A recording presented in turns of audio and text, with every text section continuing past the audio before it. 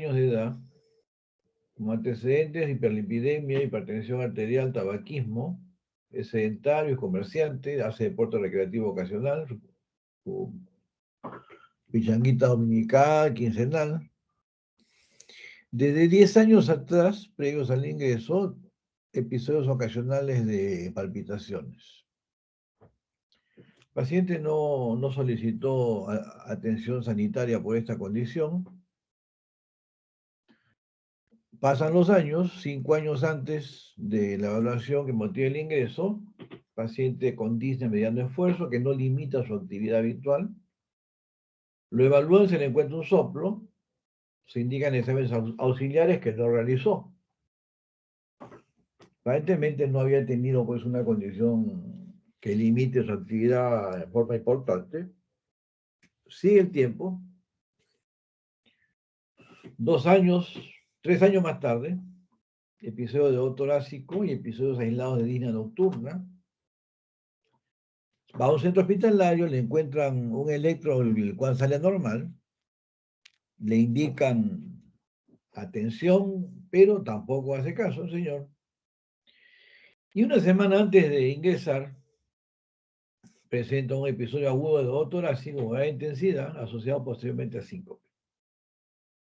El paciente, bueno, se fue, se cayó. Si la pregunta es, ¿cómo describirían ustedes el tiempo de enfermedad de este paciente?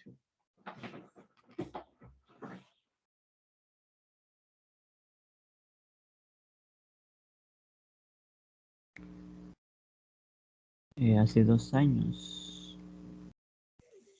2 años. Hace 5 ya había signos 5. de disnea.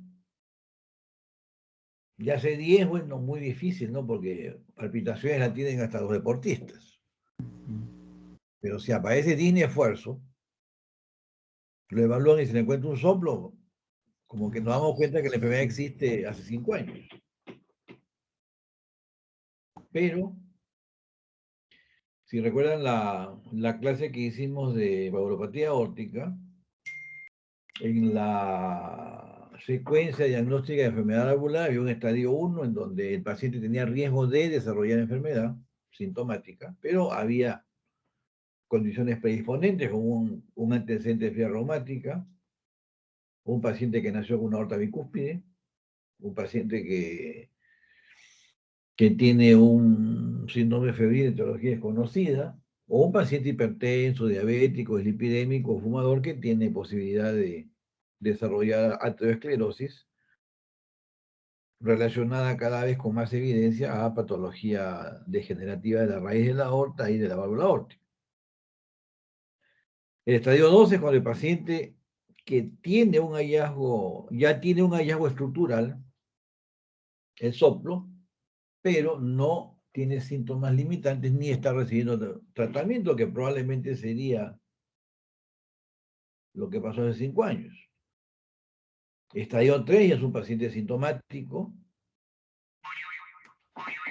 o tratamiento, y finalmente el estadio 4, pues paciente que ya lamentablemente está, a pesar del tratamiento, continúa sintomático.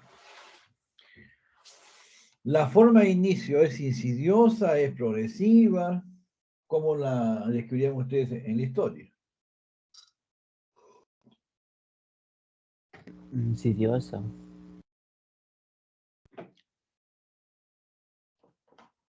El evento final lo ponen como parte de una secuencia fisiopatológica o es un episodio aislado que no tiene relación aparente con lo que venía sucediendo desde 5 años atrás. No sé, sí abarcaría como un signo, ¿no? Bueno, porque en las enfermedades crónicas, una buena parte son las enfermedades que vemos nosotros, enfermedades cardiovasculares, la enfermedad tiene un curso episódico e intermitente. Y a veces yo tengo un tiempo total de enfermedad paciente, por ejemplo, tuvo un infarto del 2010, ese año me enteré que tenía aterosclerosis coronaria. Hoy día viene, o el 2017 vino con un episodio de edema pulmonar, que fue gatillado por un segundo evento isquémico. El tiempo de enfermedad empezó el 2010 cuando me enteré que la enfermedad existía. Y el episodio actual es el edema pulmonar. Entonces, a veces en las historias describimos tiempo total de enfermedad y episodio actual.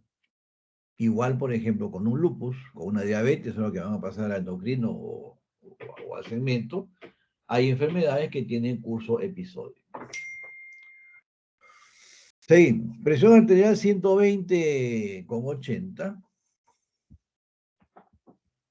125,80, frecuencia cardíaca 72, respiratoria 14, no tiene edemas, leve infiltración yugular, pulmones estertores en el tercio inferior de ambos hemitórax.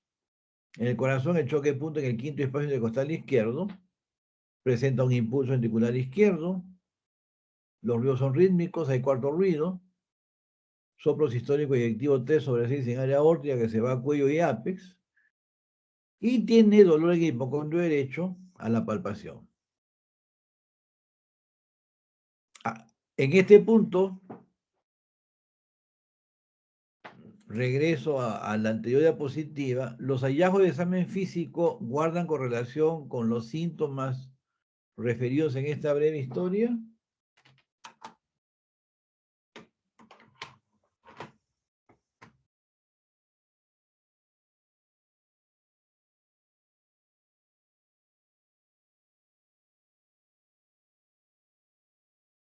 Sí, doctor.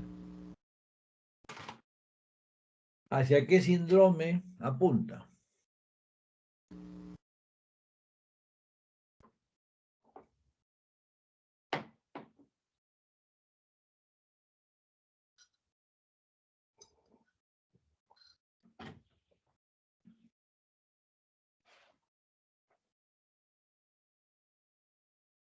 Pérez, ¿qué opina?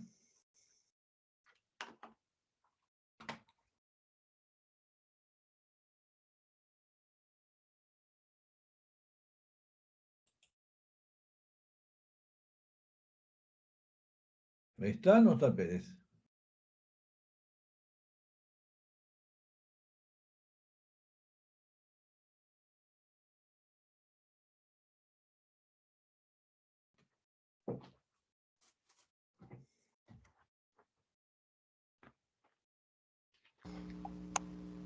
Un síndrome coronario, quizás.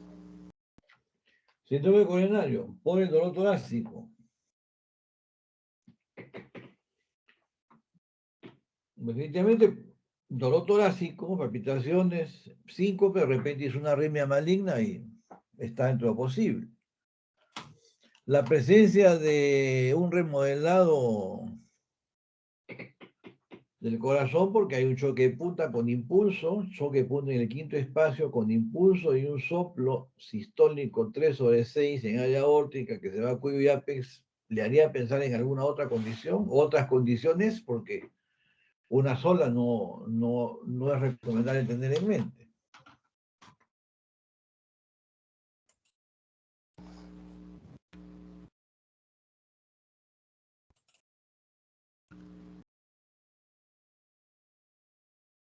Ah, ese sí. No, además leve infiltración yugular. Este es un síndrome vascular por la infiltración yugular, ¿no? De la cámara izquierda, perdón. Auricular, no, perdón, derecha. Si escucha usted un soplo sistólico eyectivo, ¿a qué condición fisiopatológica puede estar relacionado?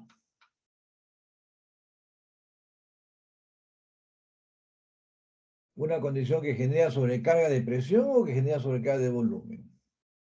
En la aparente cavidad que ha crecido. Yo digo aparente porque se ha palpado, todavía no se ha visto ningún examen como complementario.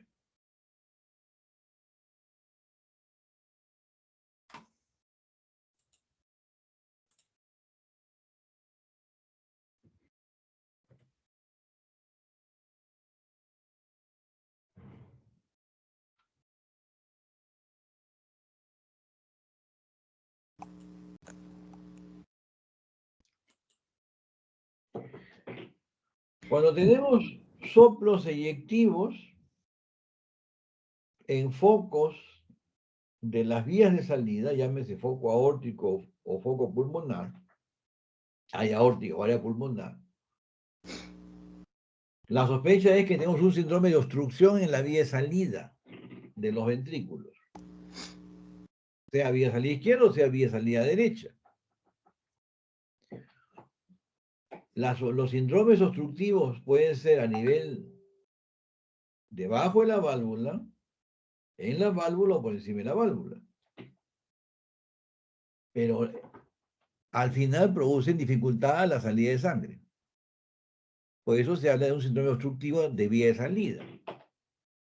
La turbulencia que se produce durante la sístole, porque el soplo es sistólico y es de tonalidad eyectiva, soplo sistólico, que si irradia cuello y apex, definitivamente acá faltó que se describa un soplo eyectivo, pero por irradiación induce a pensar de que probablemente es por obstrucción de vía de salida.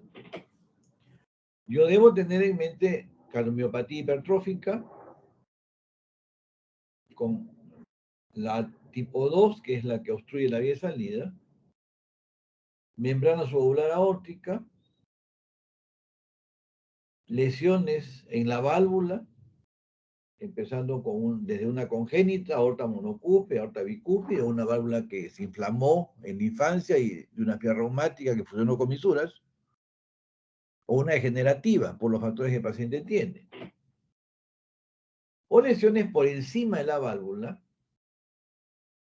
a veces hay hipoplasia de la aorta, no tanto coartación de aorta, a menos que el paciente tenga coartación más aorta bicúspide. Si la pregunta ahora es cuán severa es la lesión, si hay historia de palpitaciones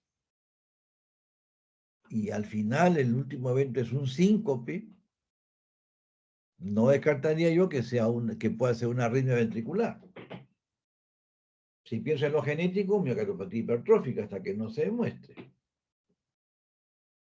Si pensamos en condiciones genéticas, también una estenosis subavular aórtica, una membrana subaórtica severa, que es raro, pero dentro de lo posible, o por la edad y los factores de riesgo, que estamos con una estenosis aórtica. No sé si el juicio queda claro. Sí, sí, doctor. Entonces, tenemos que tener siempre, tratar de ir armando un mecanismo fisiopatológico de los síntomas que el paciente tiene. Ahora, si le pregunto, ¿la enfermedad es de cavidades izquierdas o de cavidades derechas, o cuál es la que es más predominante, el compromiso o más evidente el compromiso?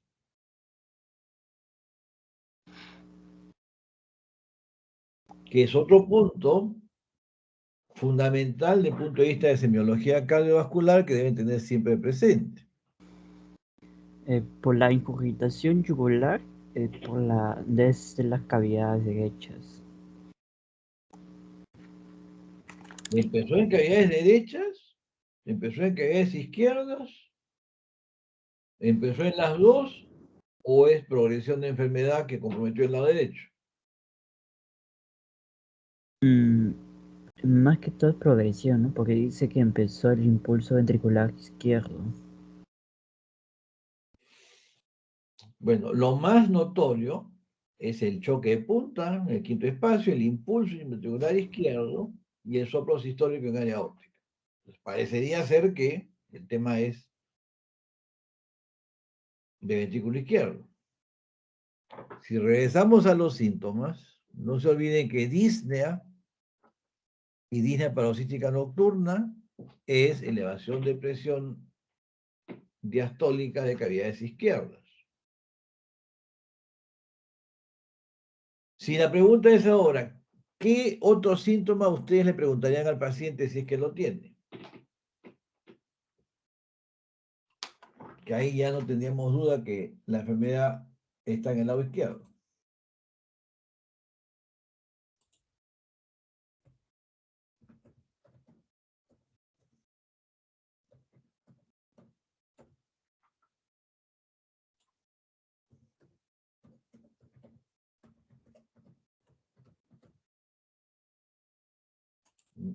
¿No recuerdan?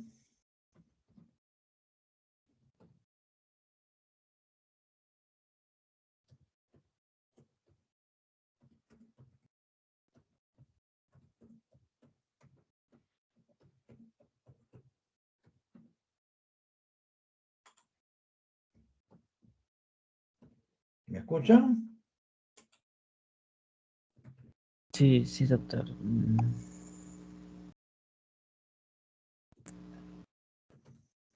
No se olviden de la vendopia. La sensación de dificultad respiratoria cuando el paciente se agacha a ponerse los zapatos o a ponerse las medias. Maniobra que aumenta el retorno venoso y si el corazón ya tiene problemas de llenado,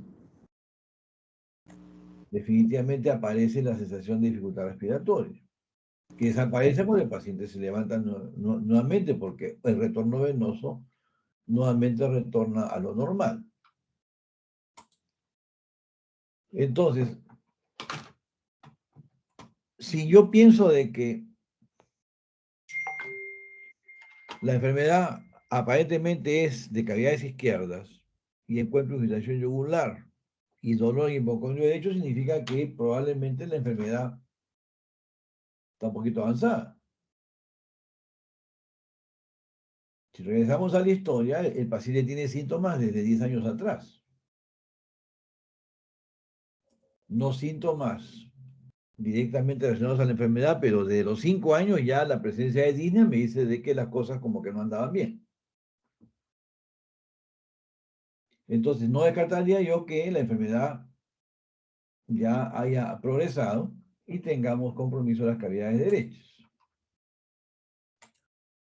Entonces, si yo tengo en mente ese juicio semiológico con base fisiopatológica, cuando solicite o cuando haga mi plan de trabajo, necesariamente voy a tener que estar atento a los hallazgos de las cavidades derechas. Si no, el diagnóstico no va a ser correcto, no va a ser completo y el pronóstico, lamentablemente, no va a ser adecuado. Seguimos avanzando. En el electrocardiograma, esto lo hemos presentado. ¿Cuál es el ritmo?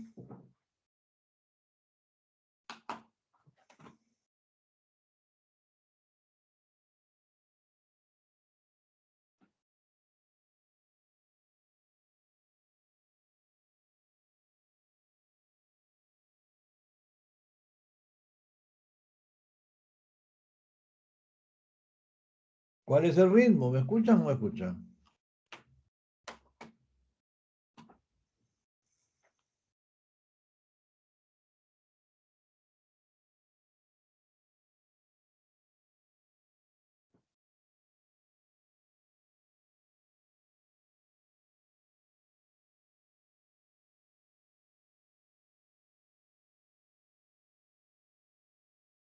¿Aló? Perdón, estaba con mi micrófono apagado. ¿Qué ritmo identifica usted en el electrocardiograma? Mm,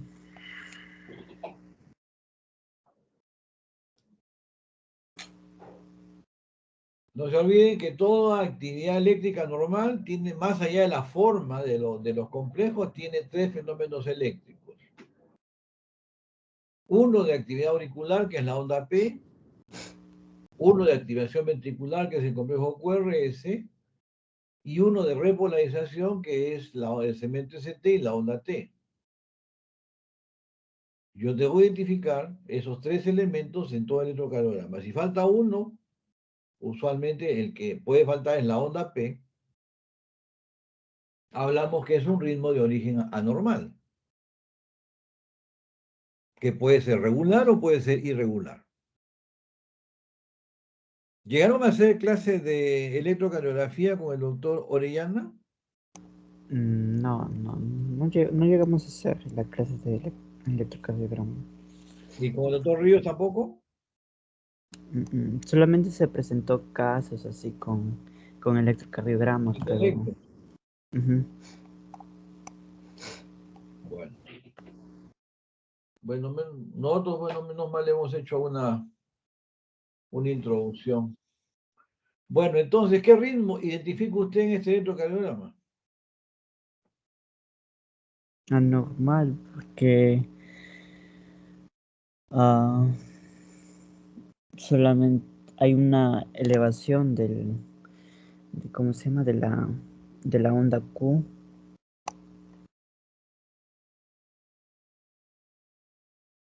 O sea, negativos. Solamente se ve la onda Q en lo que es en...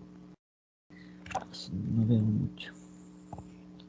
Si usted analiza, acá hay una onda, una segunda onda y una tercera onda. O sea, tengo los tres componentes. Tengo onda P, tengo QRS y tengo onda T. Mencionamos el día que conversamos de electro que si la onda P es positiva en D2, en D3 sin ABF, es un ritmo sinusal.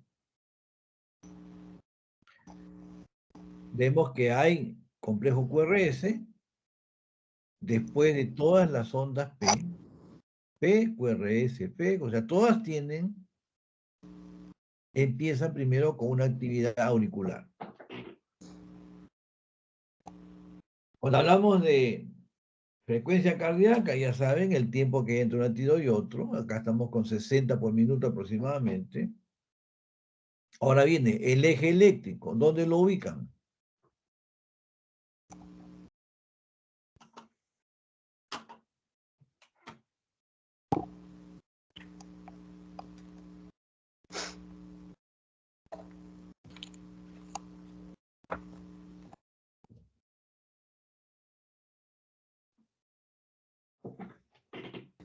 En AB, en ABF. Teníamos que buscar primero la dirección isoeléctrica o de menos voltaje.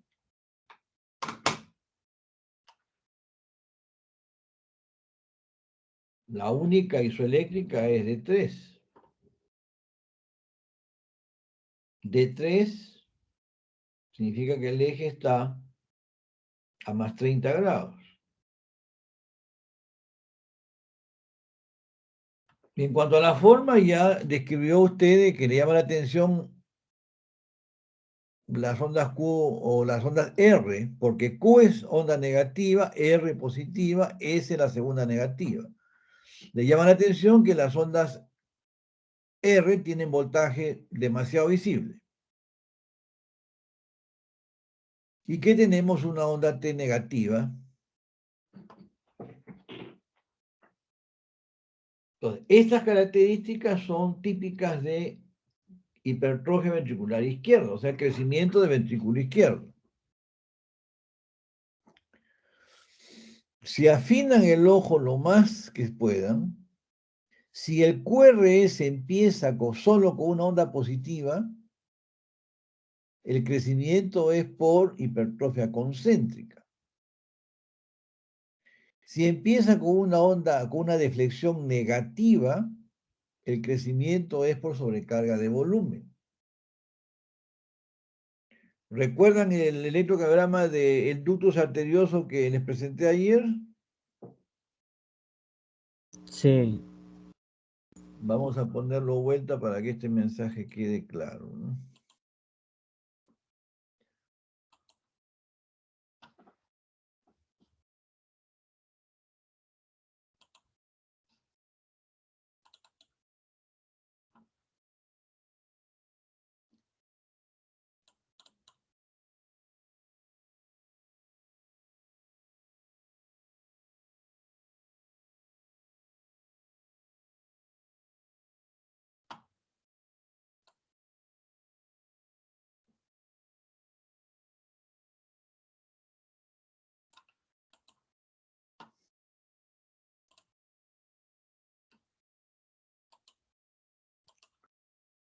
Me avisa cuando aparezca persistencia de conducto arterioso.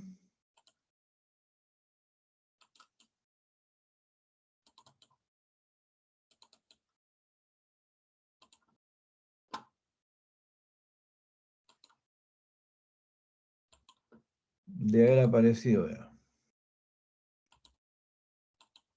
Sí, ya se ve ya. Observen esta deflexión negativa inicial.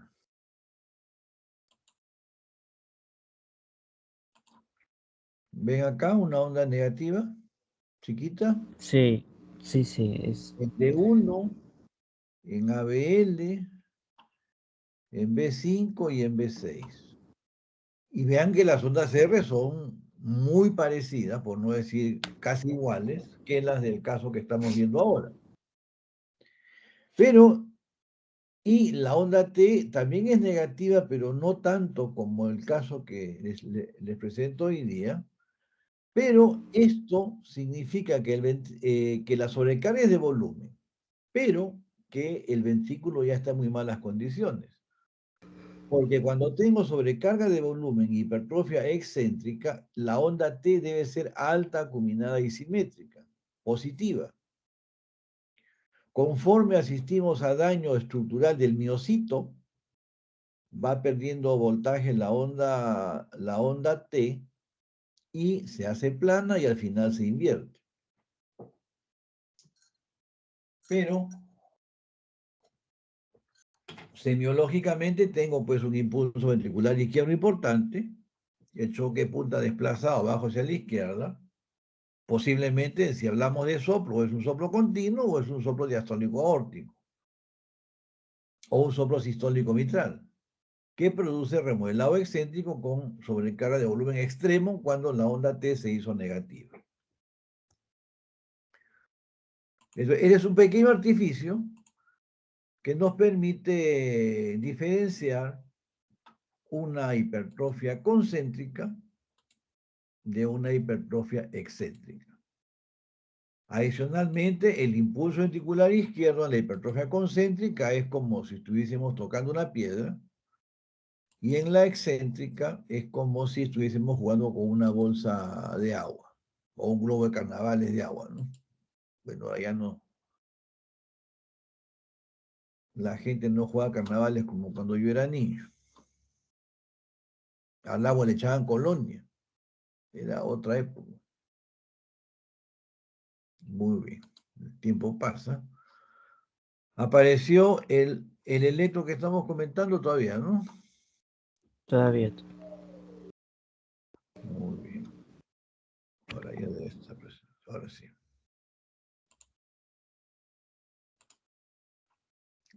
Entonces, vean ustedes que dentro de las semejanzas, el voltaje obviamente es menos visible. Perdón un ratito, estoy llamando a la puerta.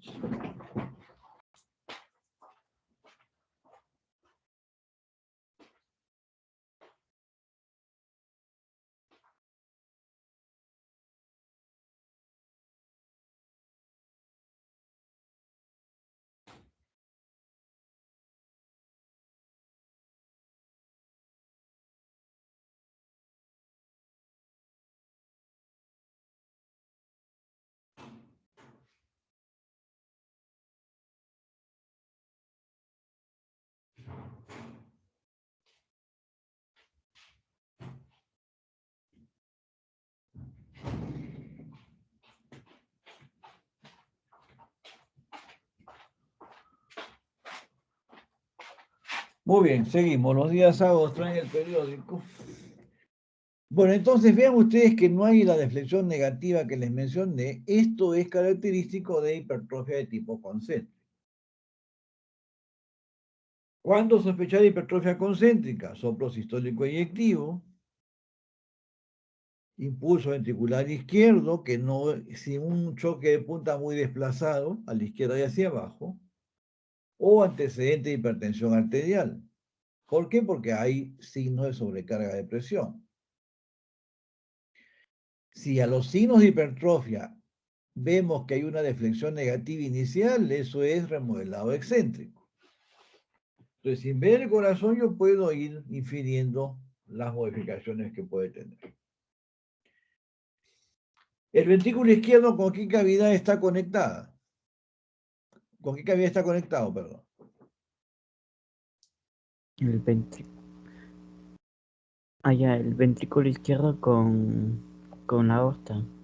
Con la aorta y con la aurícula izquierda. Entonces, si yo tengo un soplo sistólico eyectivo, tengo que ver si hay algún indicio de que la aurícula izquierda está grande. Y acá en el electro vemos también de que la onda tiene onda P, un componente negativo un poco más visible de lo normal en B1, que indirectamente me dice crecimiento de aurícula izquierda. Acá vean ustedes que se insinúa como un doble lomo, aurícula izquierda. Llama la atención que el eje eléctrico, por la magnitud de la hipertrofia, debería estar de 0 a más arriba. Pero está en más 30 grados. Significa que aparentemente el ventrículo derecho ya está diciendo que está comprometido. Entonces, el electrocardiograma es una herramienta que nos puede dar una ubicación fisiopatológica de la severidad del compromiso del paciente. El eco ya es la técnica de imagen por excelencia. El examen voy a hacer en un evento en unas 2 semanas una conferencia sobre que el eco es triaje para la aplicación de las imágenes avanzadas. Vemos la válvula que no se abre, severa estenosis, válvula calcificada, ventrículo izquierdo tiene las paredes engrosadas, la aurícula izquierda está crecida, lo que se ve de ventrículo derecho también ya es más visible de lo normal, y el soplo es porque tengo una turbulencia marcada a nivel de la válvula aórtica que tiene una velocidad de 5,45 metros. La velocidad normal es 1,70 metros en el peor de los casos. 5,45 hablamos de casi 4,2 veces la velocidad normal. Y el área que debe ser de 2 a 4 centímetros, calculada por Doppler, es 0,43 centímetros cuadrados, como ven aquí. Esto explica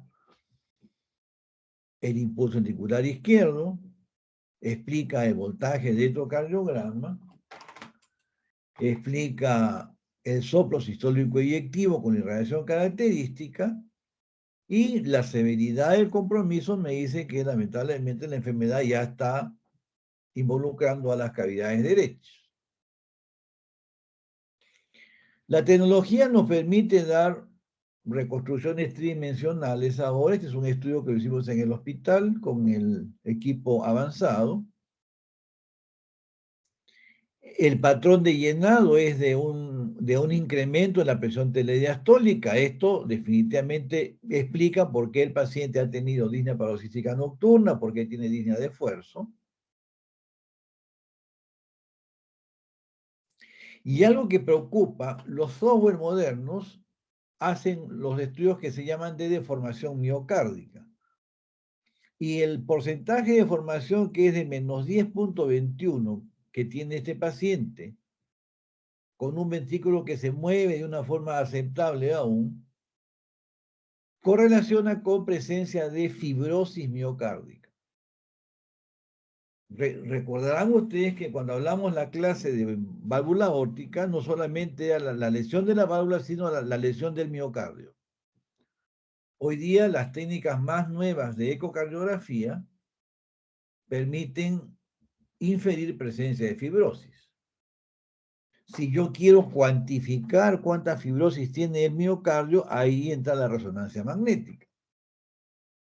Pero si yo no tengo el enfoque fisiopatológico que la estenosis aórtica, más allá de los hallazgos acústicos por la turbulencia, daña también al ventrículo izquierdo, daña al ventrículo derecho, no voy a poder pedir en la solicitud de examen evaluar deformación miocárdica, porque efectivamente no lo tengo en mente. Si no vi el eje eléctrico en 30 grados, si no palpé el hipocondrio derecho, no vi la yugular ingurgitada, no voy a sospechar que hay ya compromiso de cavidades derechas. Recuerden ustedes que todo parte del juicio semiológico que hacemos de todos los hallazgos que tenga el paciente. Ahora, el ventrículo derecho también podemos nosotros evaluarlo con técnicas nuevas. Esta es una reconstrucción tridimensional del ventrículo derecho, hecha con el software del ventrículo izquierdo. Acá hay que ingeniarse, solamente poner los puntos adecuadamente en el ventrículo derecho, y la máquina me da la evaluación tridimensional. Los equipos más modernos hoy día ya tienen software para ventrículo derecho. Este es hecho con un equipo de tecnología de hace 12 años. Pero en su época, este equipo, el IE33, era equivalente a un Bugatti Veyron, ¿no? Que es uno de los carros más avanzados del mundo. Hoy en día, pues, ya hay equipos que hacen esto en una forma automática. Aquí nos demoramos casi 10 minutos para hacer la reconstrucción, porque tenía que adaptar el software. Entonces, si nos ubicamos en este gráfico, la lesión de este paciente, estenosis valvular aórtica, está en esta posición, entre el ventrículo izquierdo y la arteria aórtica. Semiológicamente, ¿qué hemos encontrado? ¿Qué nos informó la palpación?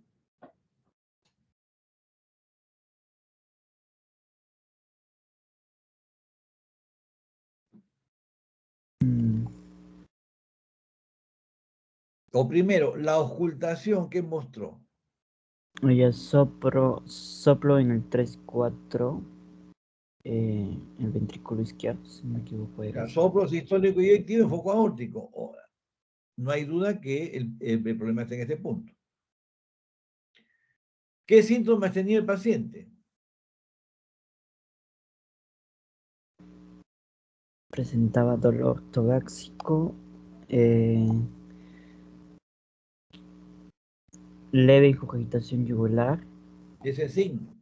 Hablamos de síntomas. Hay síntomas.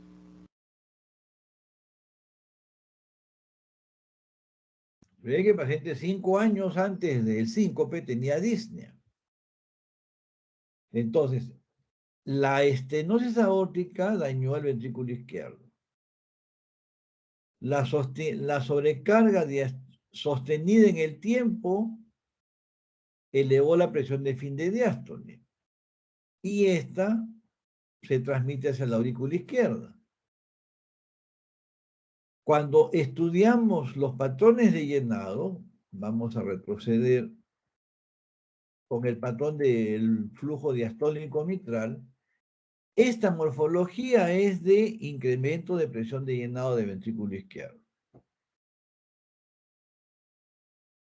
Y acá la máquina calcula la presión capilar pulmonar en reposo en 18.8 milímetros de mercurio.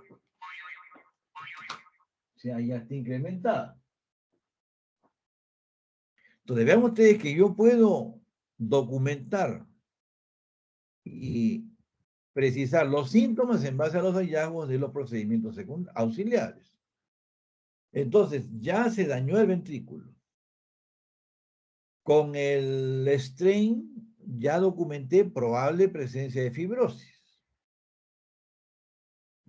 Y el dolor torácico es que a menos que tenga enfermedad coronaria asociada, el excesivo trabajo que hace el ventrículo trabajando contra una válvula que se abre 4.5 veces menos de lo normal, que trabaja mayor masa ventricular izquierda secundaria al exceso de trabajo, por eso puede haber desbalance oferta de madre, pero tiene angina. Pero desde hace 5 años ya tiene disnea. Y la disnea se produce porque se elevó la presión de fin de diástole, se transmitió a la aurícula y apareció hipertensión venocapilar. Entonces, si hablamos de estadio de enfermedad, el paciente es un estadio 2, pasando para estadio 3. ¿Por qué? Porque estadio 1 es cuando yo tengo riesgo de desarrollar enfermedad, pero todavía no hay, digamos, hallazgos en los exámenes auxiliares Estadio 2, cuando ya encuentro el soplo, el paciente no tiene síntomas. Estadio 3, el paciente ya es sintomático y para ser sintomático, vean ustedes todos los cambios que han tenido que ocurrir. Entonces, aunque el paciente estaba aparentemente en buen estado hasta que hizo el síncope, ya la enfermedad tiene un avance importante.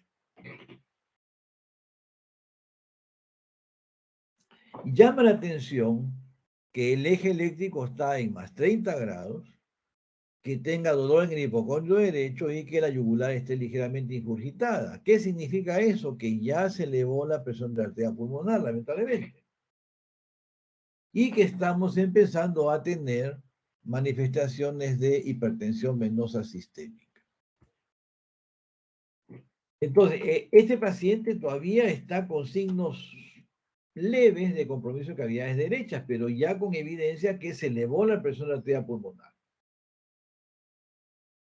Si no intervenimos en este momento, la curva de sobrevida es como la que mostramos en clase, que se cae en forma exponencial.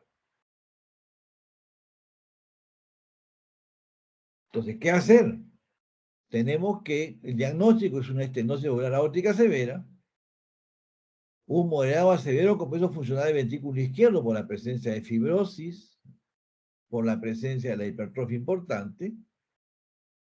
Si bien es cierto, la función ventricular derecha está conservada, pero conservada no es normal, porque ya hay signos de daño inicial. Tenemos que hacer un cateterismo cardíaco izquierdo para descartar la enfermedad coronaria asociada por los factores de riesgo que el paciente tiene y cambiar la válvula, no hay otro. En la actualidad se puede también hacer implante de la válvula sin operación, implante percutáneo de válvula aórtica, el TAVI, que en el siguiente curso vamos a presentarles los tratamientos. Pero si no hacemos un diagnóstico, no puedo plantear ningún tratamiento. Y para hacer diagnóstico, las herramientas semiológicas, este caso nos demuestra que hay correlación exacta entre la semiología de historia clínica, examen físico, con lo que muestran los procedimientos. Entonces, no se olviden, cuando ustedes examinen, evalúen pacientes con patología cardiovascular, tener en mente este gráfico fisiopatológico. Traten siempre de ubicar un punto inicial de la enfermedad y a partir de este punto inicial ir corrigiendo los síntomas o los signos. Si yo ubico la enfermedad de este caso en la válvula aórtica y la palpación me dice que hay un impulso, necesariamente me confirma la posición de la enfermedad y que el ventrículo izquierdo es el que está afectado. ¿Qué síntomas da el ventrículo izquierdo cuando se compromete? Disnea, todos sus grados. Grandes, medianos, pequeños, disnea pavéstica nocturna, vendopnea. ¿Y por qué ocurre eso? Porque se elevó la presión de fin de diástole y se elevó la presión del aurículo izquierdo. Entonces, no es igual que yo tenga un paciente con su soplo, pero con un ventrículo que todavía no tiene daño, que un paciente con soplo, ventrículo dañado, que ya elevó presión y que ya tengo síntomas audibles en los pulmones, los crepitantes. Y tampoco es igual si ya tengo indicios de que se elevó la presión arterial pulmonar. Cuanto más avanzada está la enfermedad, el pronóstico de vida y de función, capacidad funcional, es más sombrío.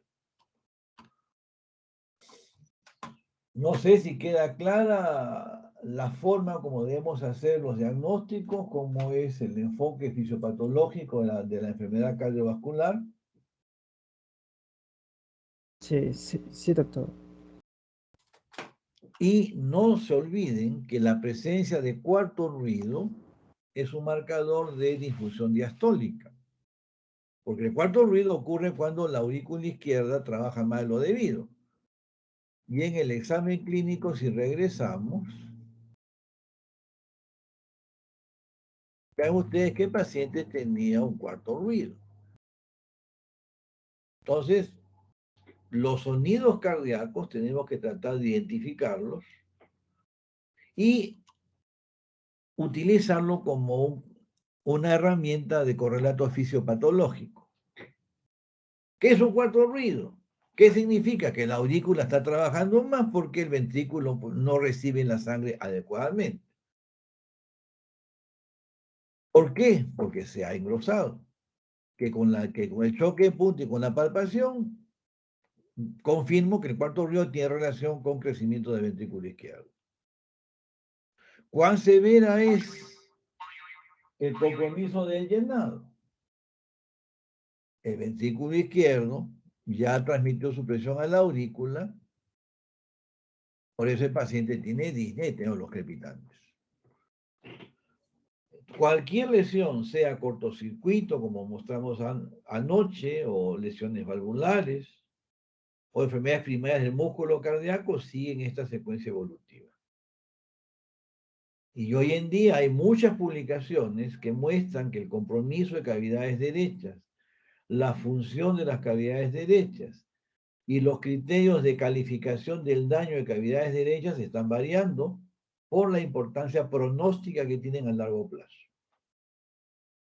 Pero tengamos presente que hay enfermedades que primariamente afectan cavidades derechas, como lo que mostramos el sábado pasado, el caso del traumatismo cerrado de tórax. Muy bien, hoy día les voy a enviar un último caso, a más tardar el día lunes por la noche, antes del examen deben enviar la respuesta. Va a servir como un repaso de la semiología que hemos mostrado. Y bueno, pues espero de que las conversaciones hayan sido útiles. Hemos cubierto todos los temas de práctica, a pesar que empezamos un día después, pero hemos hecho la misma información que con otros grupos. La ventaja es que cuanto más rotaciones han hecho los grupos, algunos temas como la historia clínica ya han sido un poco más fáciles de presentar. Pero no se olviden lo importante que es la semiología cardiovascular, y en algún momento de su práctica profesional, independientemente de la especialidad que sigan, vamos a tener pacientes con patología cardíaca. De repente alguien decide ser ministro. No se olviden que tiene que hacer una política de salud para educar a la población del rol que tiene el sobrepeso en la génesis de enfermedad cardíaca, enfermedad metabólica. Y recientemente en cáncer, algún tipo de cáncer, van directamente en la mano con obesidad.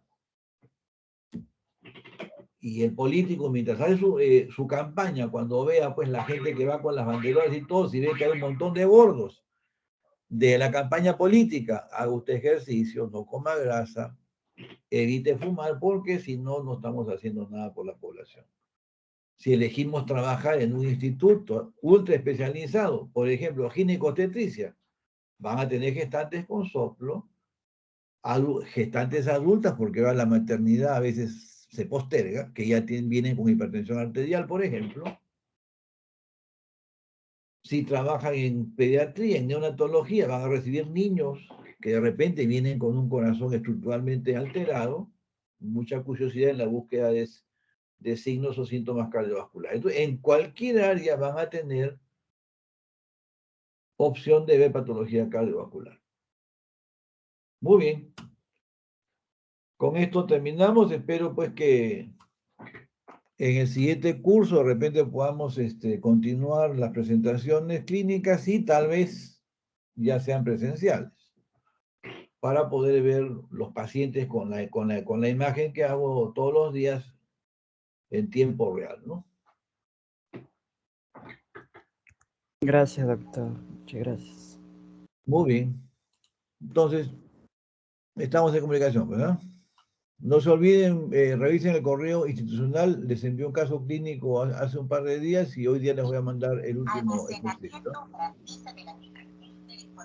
Sí, lo hemos visto ya. Muy bien. Solo, doctor, no sé si Paucar le comentó que no le estaba llegando los trabajos a su correo. Lo que pasa es que le había puesto en su correo El de 2013, si no me equivoco, él tiene. El problema es que hay algunos alumnos que tienen dos correos. Ujú. Y justo Pauca tenía dos correos y a él le llegaba o sea, el de 2013 y como él ya no utiliza eso, entonces no, solamente utiliza el de 2017.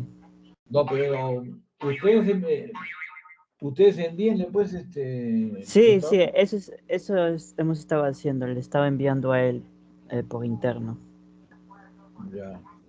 Bueno, ahora que envíe el último, voy a enviarle, pues, a los dos correos, porque no sé cuál es el del. El de 2017, el 2016, perdón.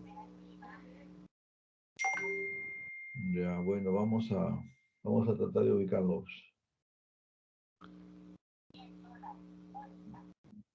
Muy bien. Está bien, doctor, muchas gracias. Ok, hasta luego, suerte.